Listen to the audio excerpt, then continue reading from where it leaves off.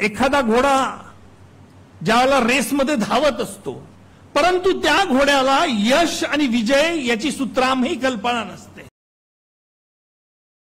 माझा नेहमीचा दावा आहे की मी ज्या व्यक्तीला बघतो, ज्या व्यक्तीशी बोलतो, ज्या व्यक्तीची बॉडी लँग्वेज बघतो, ती व्यक्ती कशा वृत्तीची, कशा प्रवृत्तीचे हे सहज ताडू शकतो.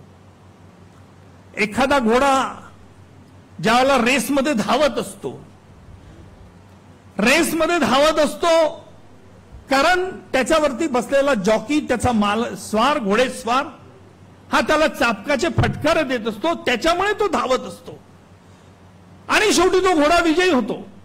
परंतु त्या घोड्याला यश आणि विजय याची सुत्रामही कल्पना नसते.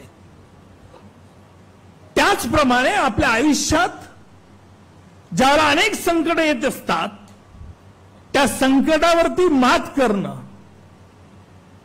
हा खरा पुरुषार्थ आहे. आणि म्हणून ज्यावेळेला आपण संकटावरती मात करत असतो, त्यावेळेला देखील आपल्याला धाडस हे निर्माण करायचं असतं.